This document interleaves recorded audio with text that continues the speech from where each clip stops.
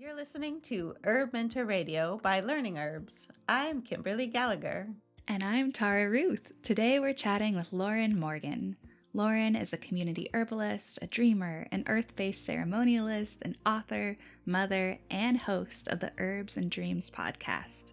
She attended her first herbal medicine apprenticeship almost 20 years ago and holds a degree in Herbal Sciences from Bastyr University. Since 2014, she has taught hundreds of students through her Dreamweaving and Herbalism Immersion program, and you can learn more about Lauren and her work at herbsanddreams.com.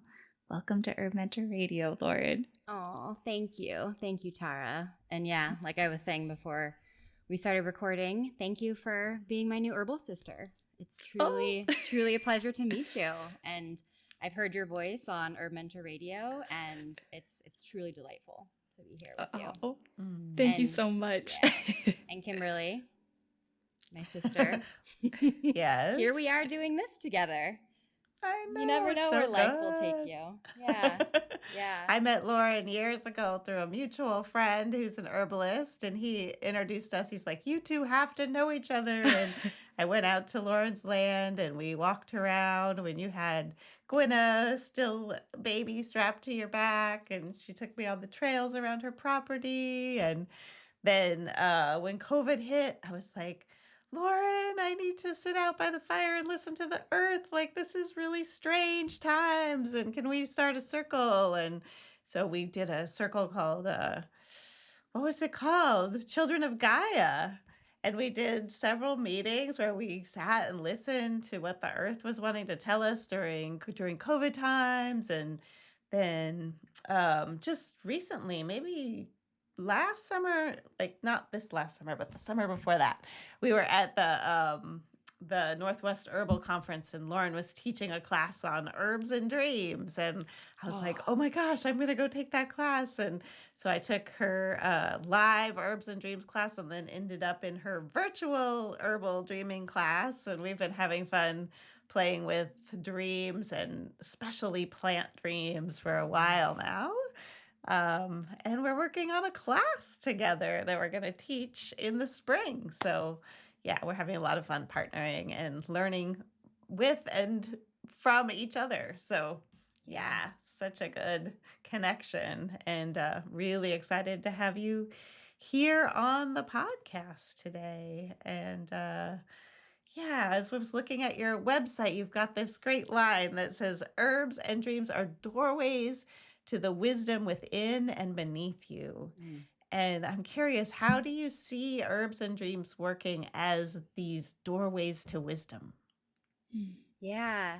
I think the best way I can answer that is to kind of tell my story, right? Yeah. I think that's true for all of us that are, and not just on the herbal path or on the healing path, but it's like our medicine comes out of what we've lived and what has helped us. And so for me, it's really the plants, the herbs, and the dreams that healed me and that kind of rewove me into a sense of connection, into a sense of purpose, into a sense of belonging, and into a sense of an alive, active, breathing relationship with Mother Earth and the web of life. And so I was not one of those people who had parents who, gave me teas and tinctures, and that wasn't my story. In fact, my story was somewhat opposite. I was raised very, what you could say, blah, or at least that's what it felt like to me.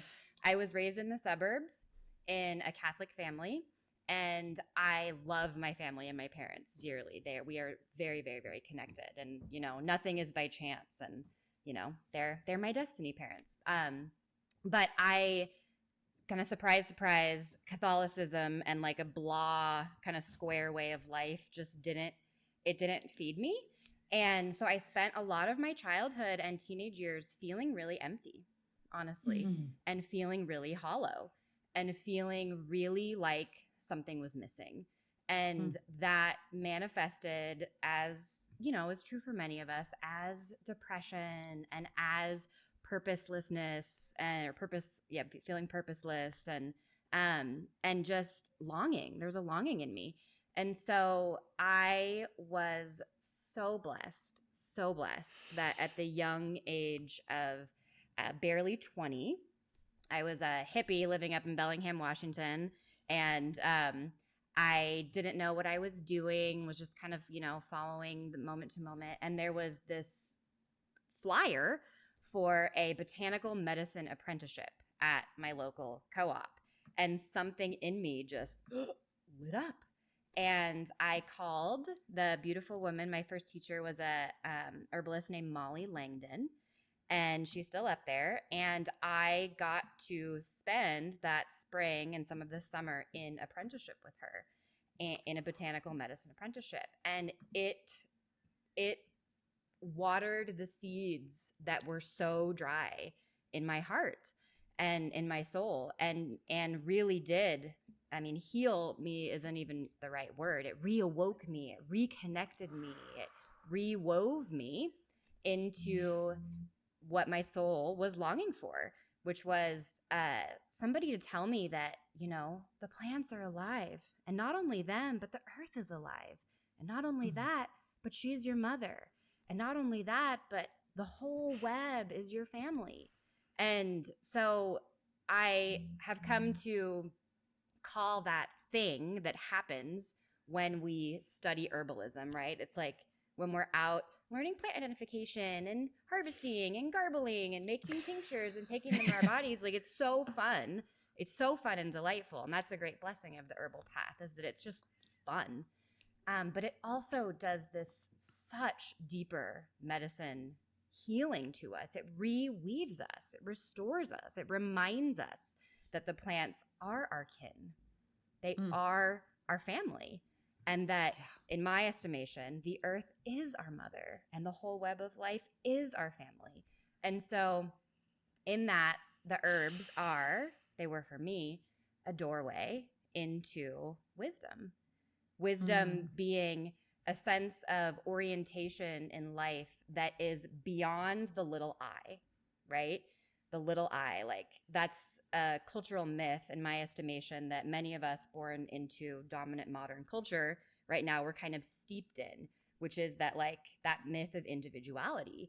And many of us weren't raised in a stew of connectivity. And so the herbs really did help reorient me to that I am interconnected. I am a part of all of this. And the plants too, my God, to call them kin is an understatement. They are masters. They are elders. They're deities. The plants, the ways that they have healed me, there's not even words for, they're just, yes, it's the body, and yes, it's the mind, but it's everything. It's the soul. It's the destiny stream. It's all of it. So in that, the herbs, the simple, fun study of herbalism is and can be a doorway to wisdom and connection, reconnection, which in my estimation is what we need right now.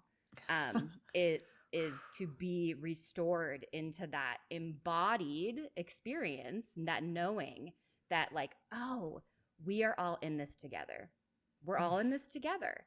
And that we all have a role to play in this. And one of the roles that, as I understand it, the plants play is that they're healers. They are forces of healing on this planet for us humans, but also for the whole web of life. So that's the herbal piece of herbs and dreams. And the dreaming, another part of my story is that I lost my dreaming, which is to say that I didn't remember any dreams from the ages of 8 to 23. And that was a huge contributor to my sense of hollowness and disconnection. Even though I didn't have words for it at the time, it felt wrong. It felt like something was missing. And so I got picked up by Molly at age 20, and, as the plants tend to do, they stole my heart and made me turn my life completely around and follow them. And so I got kind of turned onto the path of healing and seeking and And I've had been blessed to have many teachers that have taken care of me over the years. And so as I was kind of in this world of healing and seeking, I kept hearing about dreams. Like dreams are really important. And yeah. And I was just like, well, that's not happening for me. And one day I got it in my mind that I was done with this bullshit of not remembering my dreams. Just like, I'm done. And you are coming. I'm going to get this. I'm going to, I had strong conviction. And so I took some very simple steps that I have since seen many others take, and they work. It is that I set the strong intention. I am going to dream and I'm going to remember them. So I would say that every night before going to bed. I'm going to dream tonight and I'm going to remember my dreams. I'm going to dream tonight and I'm going to remember my dreams. And I did that before going to sleep. The next essential step was I had a dream journal, which is essential in my estimation. And all dream teachers I know do agree on this one. People tend to have sometimes people have resistance to that. I know that I did. So I had my journal next to my bed. And first thing upon awakening, I would write down whatever I was thinking about, And so the first couple days, it can be like, oh, yeah, no, still not remembering anything. And if that's the case, then I would write down what I felt. I feel confused. I'm thinking about the color purple, whatever is there. And what that's doing is it's reawakening that remembering capacity that you have. And that builds over time. I also worked with the plant mugwort, which, as many herbalists know, is known as the Dreamweaver. And I think that I kind of thought that was like not real or just a fad. But mugwort has really, kicked that out of me. Like, she really is. It's very real. Her medicine of holding that energy of dreaming is very, very real in my experience. So I just tucked a little bit of her under my pillow, just a little mugwort under my pillow. And within days, I had something to write in my journal. And within weeks, my journal was full. And that has completely transformed the qualitative substrate and threads of my waking life to just more connection, more kinship, more direct experience of myself as a spiritual being having a human experience than any other modality that I've encountered. And so in that, I have experienced that dreams are also a doorway to wisdom. Again, wisdom being that sense, that embodied sense that I am more than just the little me, right? That I am more than just the little me, and that I am connected to it all. There's a soul that is dreaming me. And so, yeah. And then my life has kind of been since that. So that was now, 14 years ago that my dreams came back on. And I pretty much started bridging the herbs and the dreams from the get-go. Like, when that worked, what I did, I was like, I got to tell others about this. So I did. And I've taught many different kind of iterations and permutations of how herbs and dreams weave together. And it's always kind of changing. Like, Kimberly, the class that you took with me last fall is way different than it was 12 years ago, which is different than it is now. It's always growing as I grow. And something shifted in me a couple years ago where I realized that I kept looking outside for somebody that was merging herbs and dreams together. Like, why is nobody talking about this? Like, who's doing this? And there was just this thing that happened in me. It was actually informed by some dreams. It was like, oh, that's my job.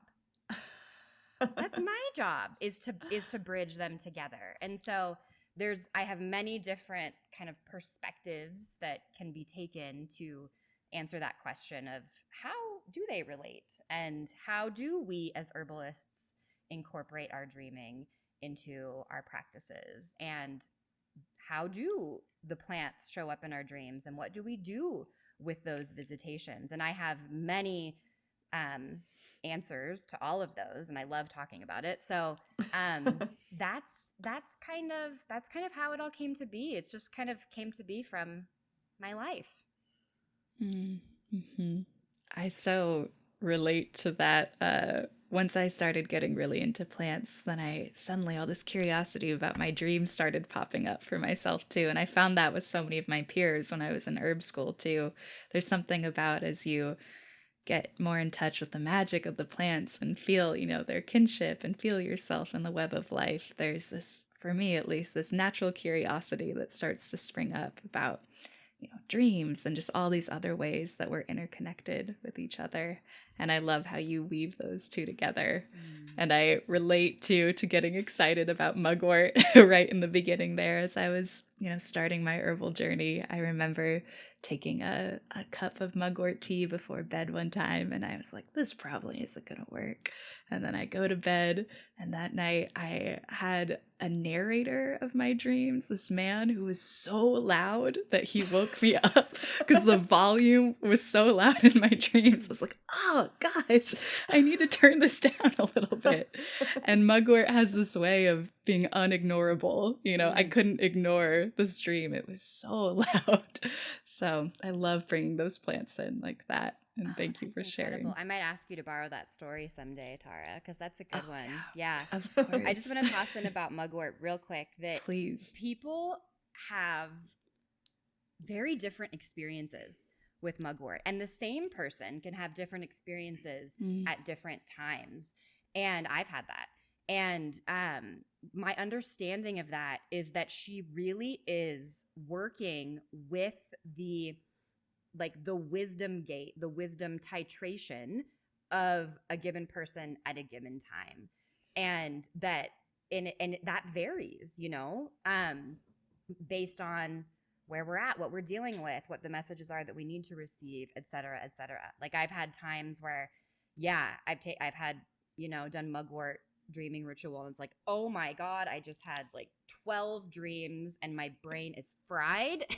And, and then there's been times where nothing happens. And so I always trust that. And that's just a way, an orientation that I've learned in general, kind of separate from mugwort, to turn towards the dreams is with a sense of trust.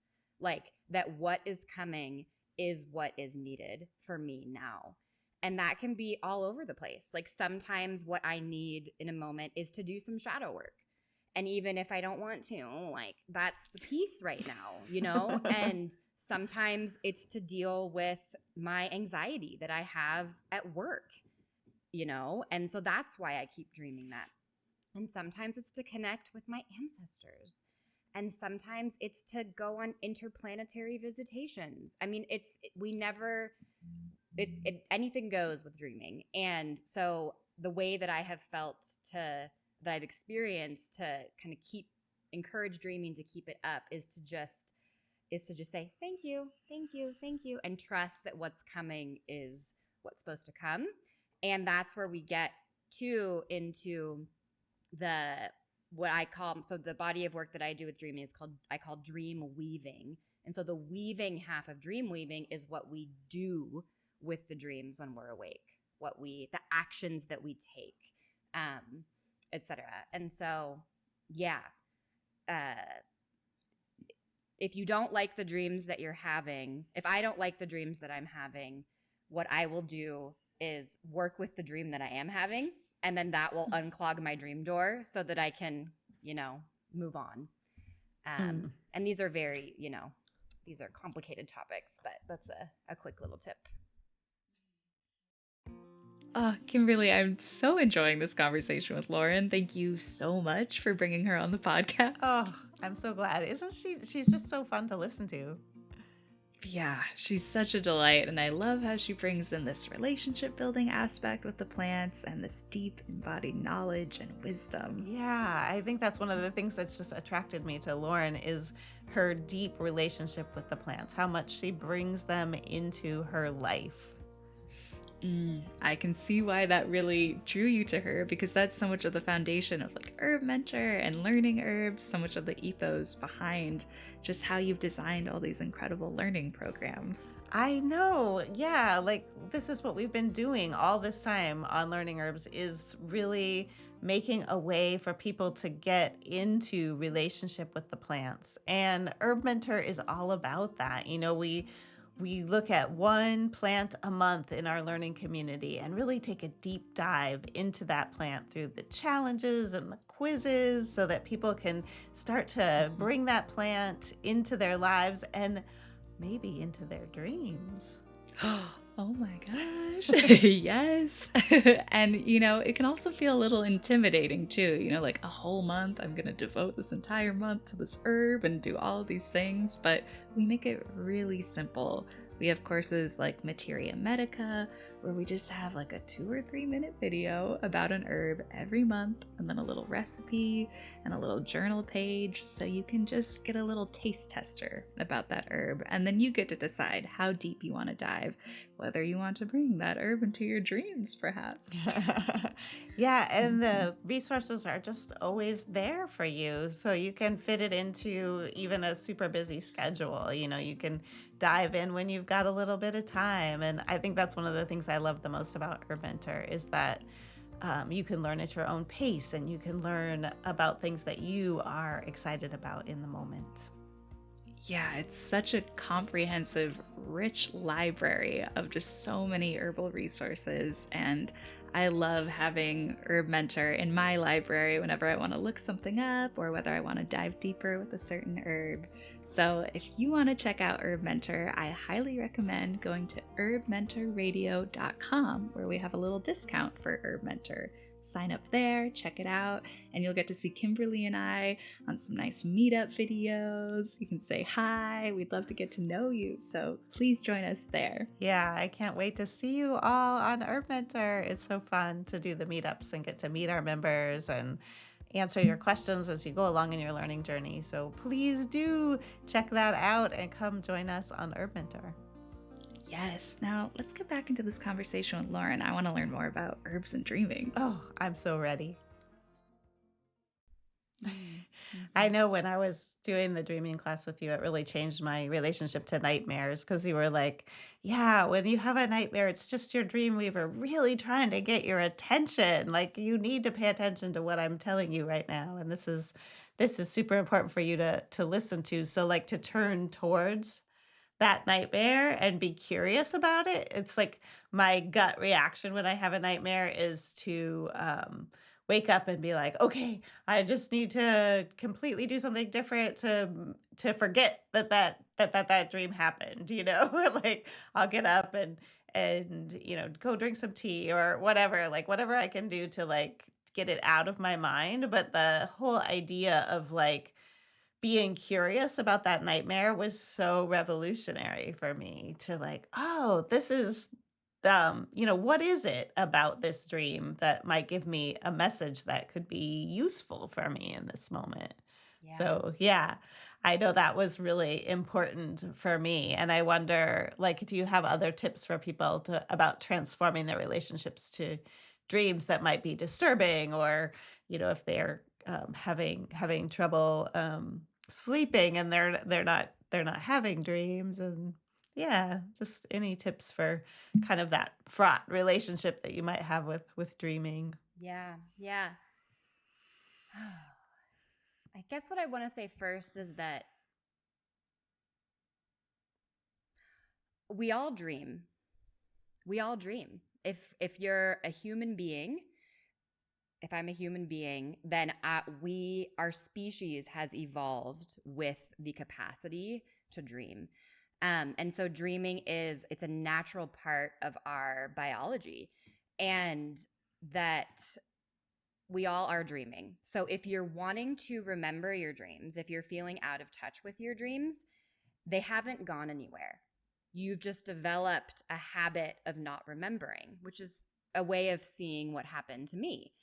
And that dreams are incredibly responsive to our interest, to our attention, and definitely to our devotion. So just turning in their direction tends to, most of the time, if not all the time, increase your remembrance of them, because you're not seeking anywhere outside of yourself. You are just reconnecting to those parts within yourself that you're already doing. So if you're sleeping, then you're dreaming. That being said, dreaming does happen when we sleep. And so we need to sleep. And even that is kind of a, I could talk a lot about that, but it's not like you have to be sleeping deeply for 8 hours straight in order to then be dreaming. That's not the way it works. However, if somebody senses that their dreaming is disrupted because of sleep troubles, then that is a place where our nervine herbs can come in just so powerfully and helpfully to just help our minds, our nervous systems to relax, to unwind, so that we can, fall better into sleep's embrace where dreaming naturally arises. And so yes, just thank you, Mother Earth, for our nervine herbs. Don't know what I would do without you in all the ways. And then your question about nightmares, yeah, it's a big one. We all have them. I have nightmares. You both have nightmares. We all have nightmares. And for most of us, myself included, though, it might be a little more complicated, most of us don't, they're not our favorite kinds of dreams. They're just, we would rather not. And so just know that you're not alone. And my biggest teacher, other than Mother Earth, my biggest human teacher around dreaming and dream work was a beautiful man named Jeremy Taylor, who wrote the book Wisdom of Your Dreams. And he is now in the spirit world, but he left behind an amazing body of work that's present in his book and that I had the great blessing to kind of learn from. And he said this, and I agree with it, that this is a quote, there's no such thing as a bad dream, only dreams that take a dramatically negative form in order to get our attention. Mm. And that can be a big pill to swallow. And I understand that. It has been a big pill for me to swallow at various times. But the more that you go, the more that I've gone into these things, and really, instead of turning away from the nightmares and pretending like they didn't happen, but looking at them, facing them, and applying some skillful means, what I would call, dream weaving, dream interpretation methods, that you do begin to see that, oh, wow, this dream actually did come to help me. And that is kind of like a you gotta try it to believe it kind of thing. And so and sometimes for those big nightmares, especially if there is especially if there's a couple things, especially if you're new to this, and if the presence of the dream creates a sense of primal terror in your body, then those are great times to not do it alone, to bring in other people. And yes, of course, if you have access to, healers, therapists, mentors, then that's great. Absolutely. But also, and this is a thing, I think Clarissa Pinkola Estes says this in her Beginner's Guide to Dream Interpretation, that one of the best ways to discharge a nightmare is to tell a friend. Tell somebody. Tell somebody. Because what that does is it gets that like rattling energy out of your system so that it can breathe and begin to move and take shape and form. And another great tactic is to make art out of your nightmares or nightmarish figures, whether that's painting or writing or whatever your medium is. That also begins to, it helps the dream to, we call it like coax open or blossom so that the energies can begin to unleash and move. Another quote from Jeremy is this, that all dreams come in service to our health and our wholeness. All dreams come in service to our health and our wholeness. And this, in my experience, is really, really, really true. And that is it's a muscle of trust that can only grow, just like any relationship, with time and with feedback, really, that like, oh, wow, I can face down these nightmarish figures and I'm not going to, end up in a puddle. I also want to just presence that we live in a time that is unique in human history, in that dreams and dreaming don't really play a central part in our culture. And that really actually is unique in terms of human history, that we aren't centralizing the dreams and seeing them as a source of wisdom, a source of connection to what our ancient ancestors would have said, like to the divine, to the gods and the goddesses, and to the other realms. I mean, the earliest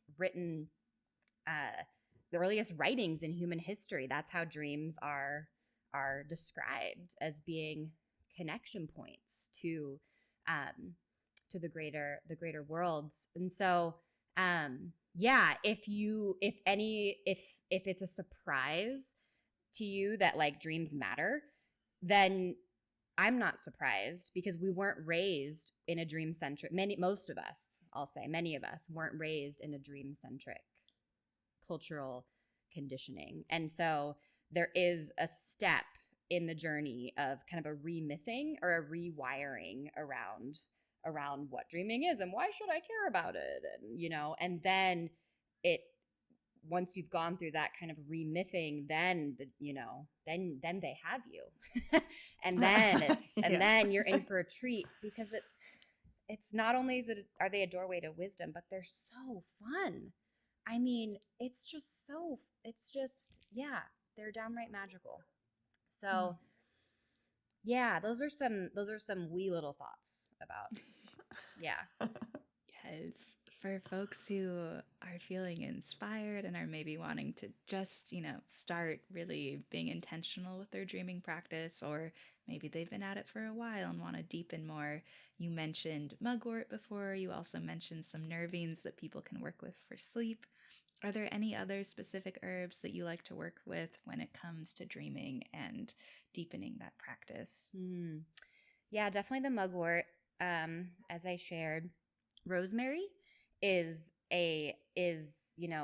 rosemary for remembrance. We all, most of us herbalists have heard that one, and that is a plant that I will bring in if I'm wanting to really like reclaim my remembering, is bring in some rosemary. And I'm a big fan of a plant spirit medicine approach to herbalism.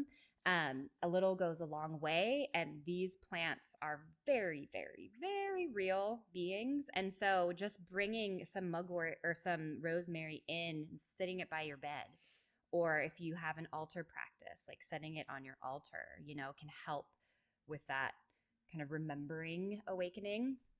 And for those who may feel burdened by the heaviness of their dreaming material, my favorite plant to bring in to kind of soften and sweeten the dreaming space is rose. In my dream, I have done my herbs and dreams classes they're between 6 and 12 weeks. And usually about halfway through, people are dreaming a lot. And oftentimes their dream doors have been a little clogged. And so there's this like influx, and there can be like whoa, this is a lot, and this is a lot of material, and maybe it's a little heavy. And that's when we'll bring in rose. It's just like sweeten, soften, lighten, bless the space. So yeah, if there's that heaviness, I love to work with rose. A bath of rose, rose tea, rose elixir, all of these ways just, help to kind of bring her in to doctor the field, really, which is what as I experience that the plants are doing. And then another is hawthorn. And hawthorn, I love so much in so many ways, but specifically with dreaming, I like to bring in hawthorn when I'm in a healing, when I'm in a healing process. And maybe if the healing process is halted, or is just like I keep having recurring dreams and it's like, let's just stop. Like it's like hawthorn can come in and just like and open the way for the healing to flow. So yeah. And also I want to say that, if somebody is in a state, if somebody's wanting to grow their dreaming and they're in a state of overwhelm, I always say that is a great time to just hit pause on the dreaming and put your dream journal away for a couple days, couple weeks, until you can come back to a place of curiosity. And it should be and feel fun and exciting, and you should have contact on the inner with a sense of like childlike wonder that's so excited for the adventure. And if that has fallen out of inner touch, then just hit pause and don't, and then come back to it. My hope is always that our relationship with our dreams can become a long-term relationship, and long-term relationships need to work with the flow of our lives, and overwhelm is not ultimately a sustainable state. And yeah, again, just the nervines, like finding the nervines. This is one of just the great blessings that we have as herbalists, is that we can so custom tailor our matchmaking and our formulas based on a person's unique constitution in their, in this unique moment, and which plants are really going to help, so milky oats and skullcap and lemon balm and chamomile and, a nice nervine supportive tea blend, daytime and nighttime, really helps to, as we all know, just, like feed the nervous system and help us able to, keep going. So yeah, those are some little thoughts there. Oh, thank you so much. Yeah, so many different ways we can bring the plants in and have them help us to dream and then to support the dreaming that we're having. And I know that part of your work is also working with herbs that show up in our dreams. So, can you talk a little bit about that? Like, what does it mean when a plant comes into our dreams? I know when we were doing the class, it's like I hadn't really thought about, have I dreamed about plants before? It's like, are they coming? And just turning your attention towards that and starting to think about it is also pretty revolutionary. So I'd love to hear a little bit more about that aspect of what you do. Yeah. I think it's such an exciting topic. Well, I'll say it this way. So our dream, there's infinite ways, infinite perspectives we can take to look at dreaming. And I always encourage folks and myself to go with the ones that have resonance and juice. And so a way that we can look at dreaming is that it is dreaming, because it's simply a part of our brain, part of our consciousness that we don't normally have access to when we're awake, that dreaming is trying to help our waking lives. So dreaming works in direct conjunction with, reciprocal relationship with our waking life. And so if you are an herbalist, if you spend time with plants, if you are serving others in a healing capacity with the plants, then I would strongly assume that you are dreaming. The plants are coming into your dreaming, simply because it's what you do when you're awake. It's what you think about when you're awake. It's how you spend your time. It's what your destiny involves. And so you probably already are dreaming with the plants, like they're showing up in your dreams. But again, you may just have not thought about looking at that or valuing it. And I just want to add in that it's my belief that most of our herbal ancestors, the people that we come from who were plant people, did learn from the plants in their dreams. I believe that I believe it's a thing. And so I think that wiring is there in us. And so when a plant shows up in your dream, the first thing that you want to do is not throw it away. And that's what we want to do with all the symbols in our dreams, with all of our dreams, really, is like catch that impulse that we all have to be like, well, that was random. That was weird. I don't know what that was. Dreams are not supposed to make sense. And that's a very important step in the remything process that I've experienced and seen in others, is that many of us have trained our minds have been trained to throw away dreams because they don't make sense. But they're not supposed to make sense because, again, this is Jeremy Taylor. No dream comes to tell you what you already know. They all come to teach you something new. And so anyway, when a plant shows up in your dream, don't disregard it. Simply. It's like, oh, it could have been any dream, but it wasn't any dream. It was this dream. And it could have been no plant, but it wasn't no plant. There was a plant, and the plant was motherwort. Okay, wow, motherwort is here. So that's the first thing, like just catching it.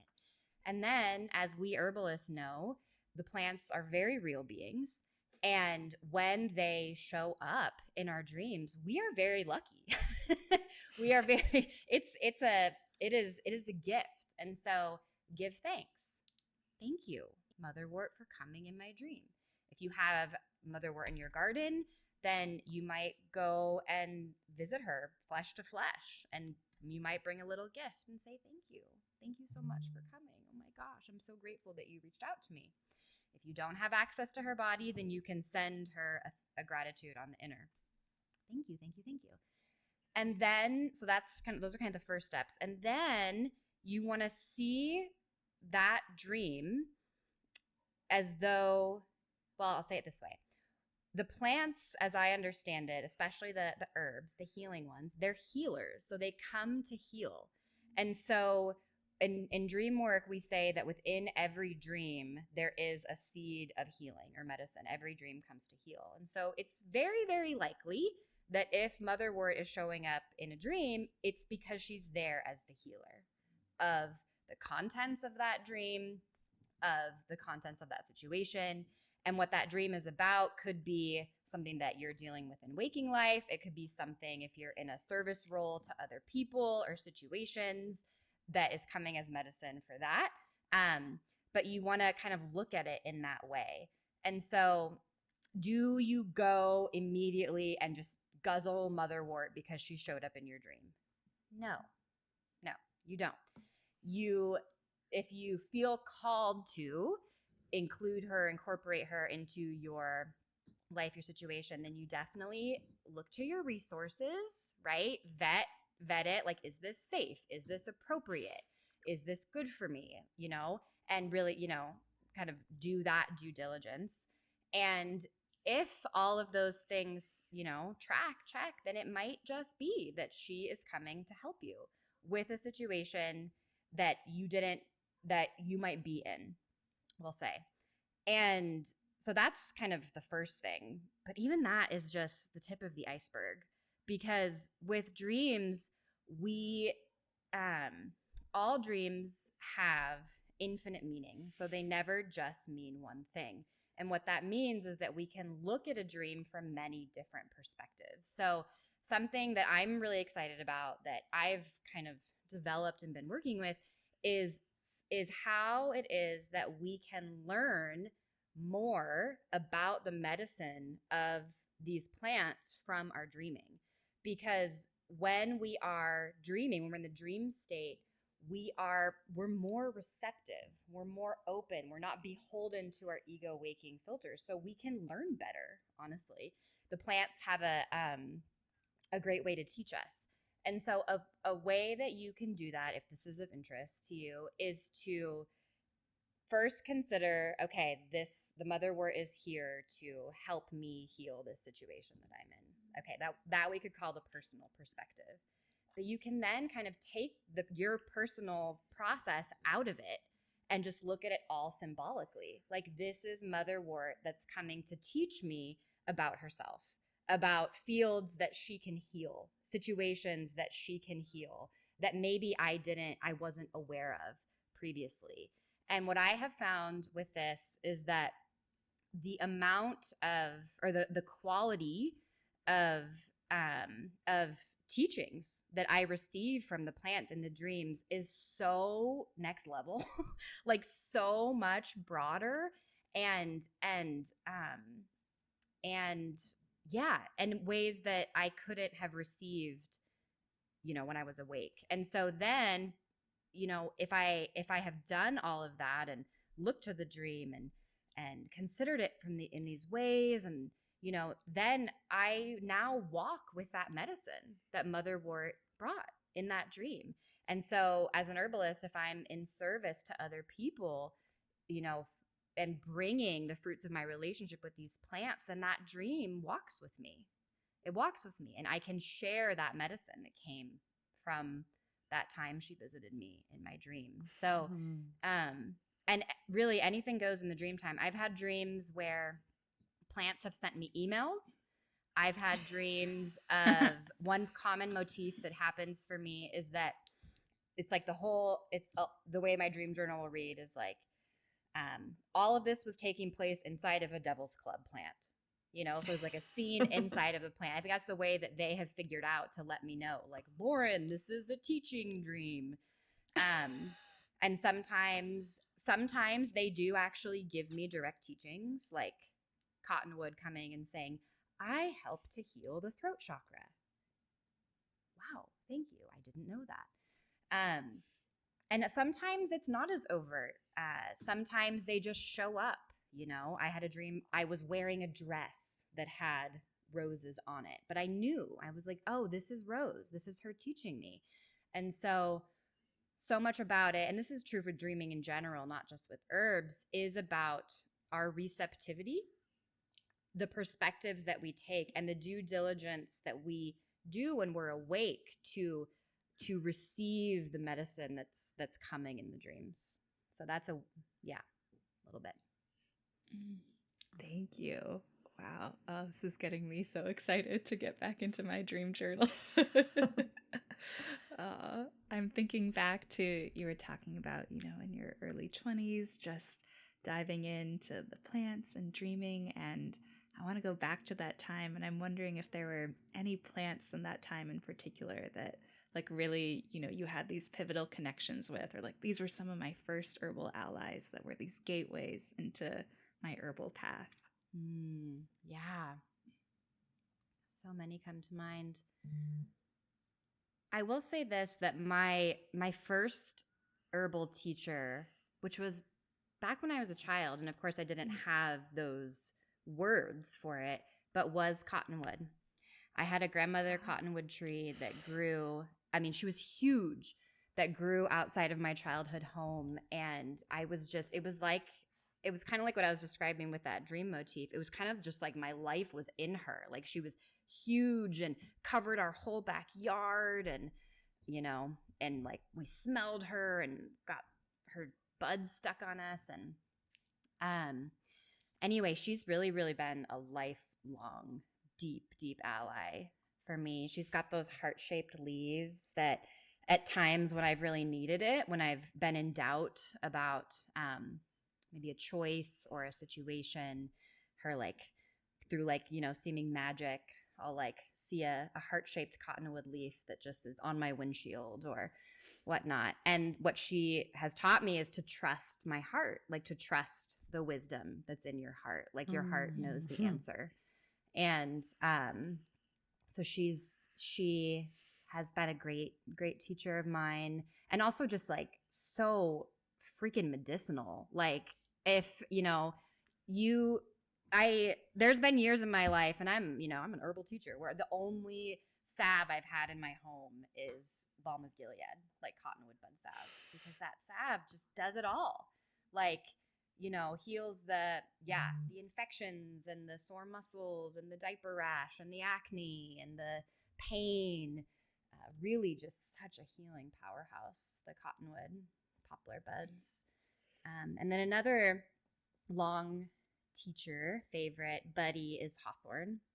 the hawthorn tree. I'm a Beltane baby. I was born on May 1st. So, and in the Celtic wheel, the hawthorn is actually like the gateway to the other world on Beltane on May 1st. And so hawthorn is really, really a deep ally of mine. I also have I have a lot of heart energy, for better and worse.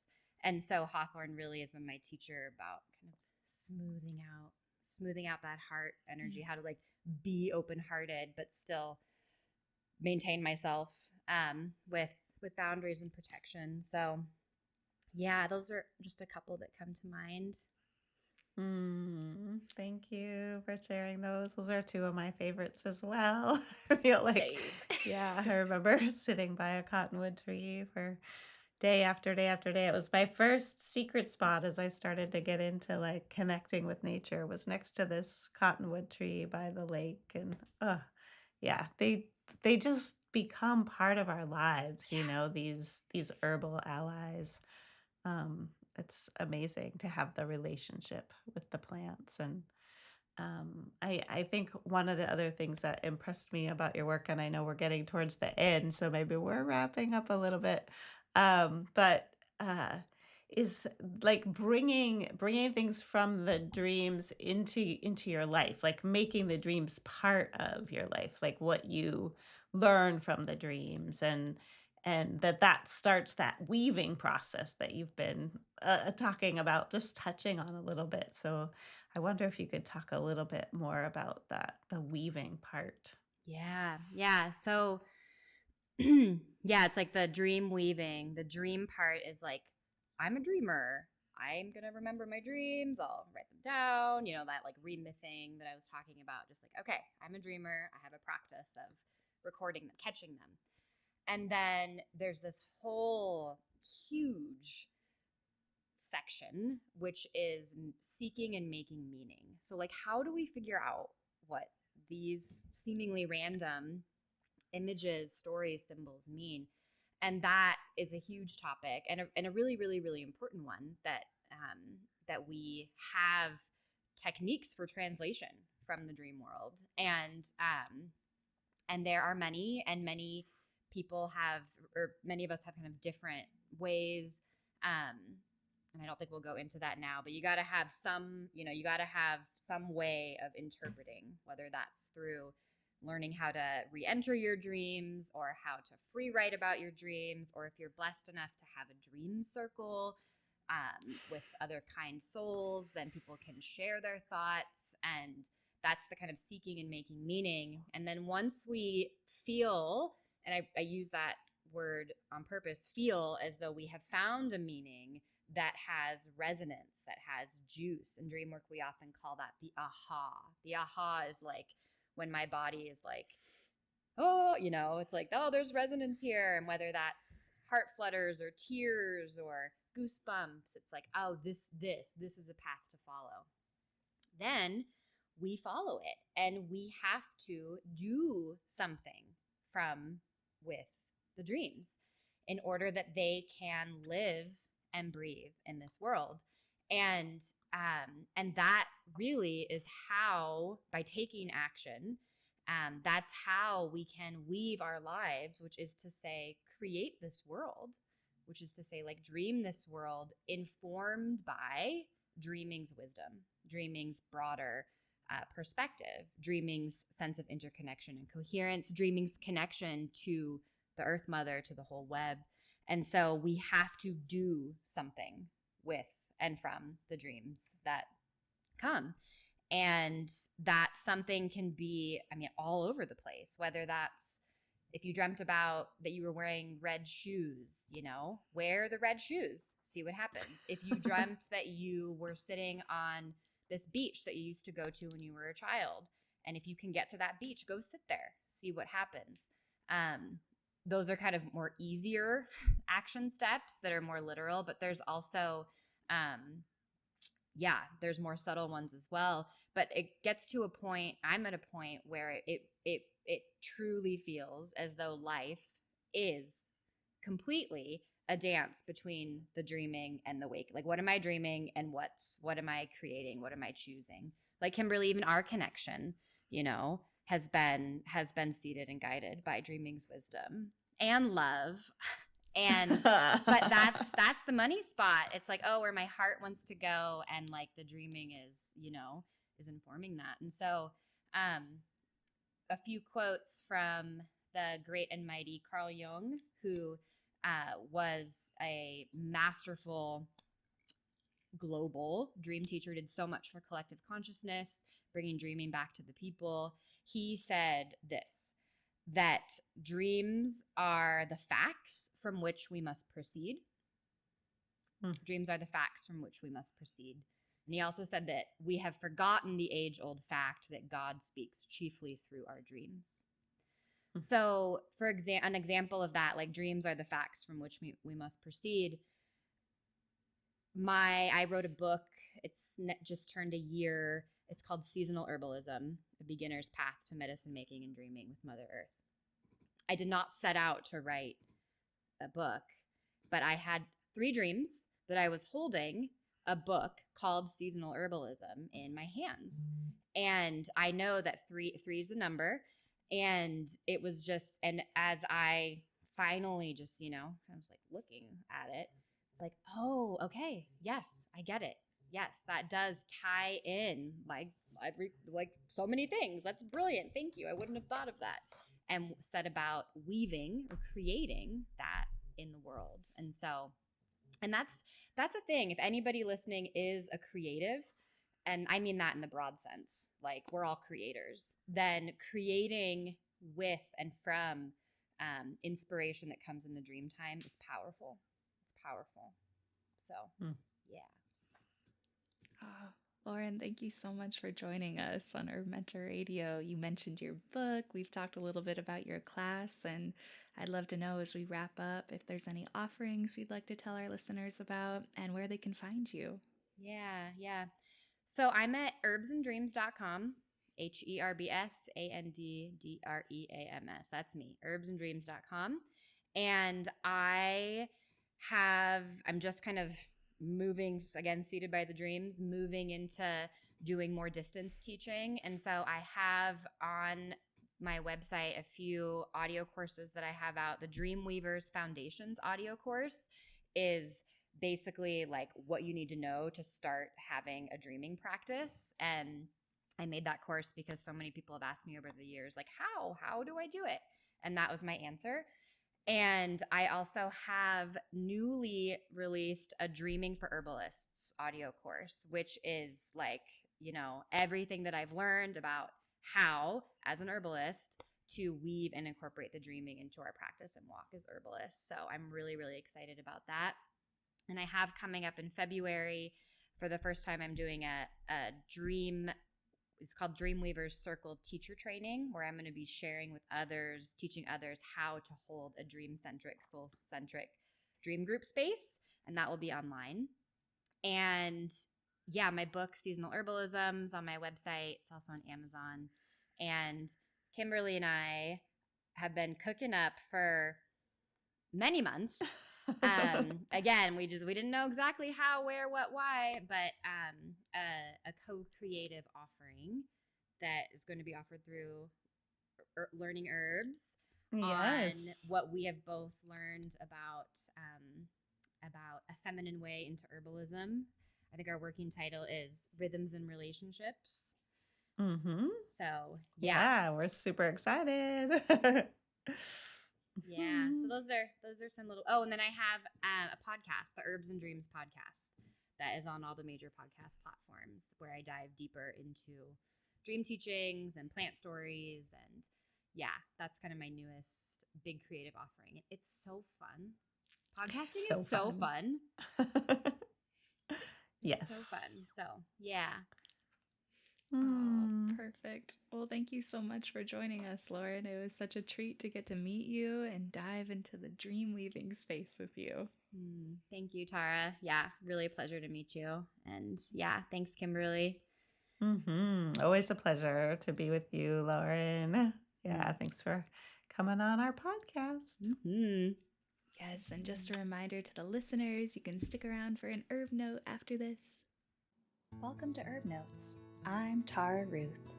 Oats, Avena sativa, are more than just a tasty breakfast cereal. This nutrient-dense plant is a gentle yet powerful tonic for the nervous system. Let's dive into 3 benefits of oats. 1. Milky oats as a nervine. Milky oats, the immature oat seed heads of the oat plant, can help soothe and restore the nervous system when someone is feeling depleted, fried, or burnt out. My favorite way to enjoy milky oats is in a fresh tincture extract or a fresh, well-strained decoction. 2. Oat straw as a nutritive. Oat straw, the stalk of the oat plant, is full of minerals like calcium and magnesium. Over time, a nourishing infusion of oat straw supports the vitality of the nervous system and integumentary system, strengthening hair, teeth, and nails. A milky oats preparation tends to work faster than oat straw and has a more relaxing effect on the nervous system. 3. Oats for skincare. Rolled oats, the kind you eat for breakfast, are a wonderful herbal ally for dry, irritated, and inflamed skin, particularly rashes.